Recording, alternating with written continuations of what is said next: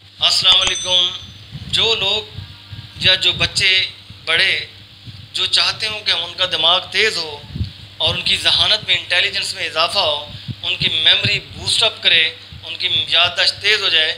और memory booster है जो मैं आप लोग को बताने जा रहा हूँ।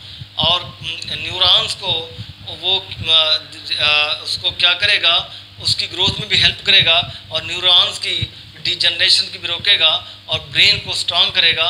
वो नुस्खा क्या है आप नोट कर लें। एक हर्ब है जिसे हम कैमोमेला भी कहते हैं और अक्काकारा भी कहते हैं। इसको पिसवा लेना है, पिसवा कर रख लेना है इसका सफ़ूफ। सुबह शाम एक गिलास नीम गर्म दूध में टीस्पून, स्मॉल टीस्पून आपने उसमें ऐड करके बच्चे हो या बड़े उन सबको देना है। इंटेलिजेंस उनके में इजाफा होगा, मेमोरी बूस्ट करेगी और ब्रेन उनका एक्टिव होगा। तो इसको इस्तेमाल करें और दिमाग इंशाल्लाह बहुत तेज़ होगा। हाफजा जिनका कमज़ोर है उनका हाफजा तेज़ होगा। और इस नुस्खे को नोट करके इसको इस्तेमाल करें और जिन लोगों तक ये पहुँचे और बल्कि वो दूसरों की भी हेल्प करें, दूसरों तक भी ये पहुँचाएँ। और इजाज़त दीजिए, अल्लाह हाफ़िज़।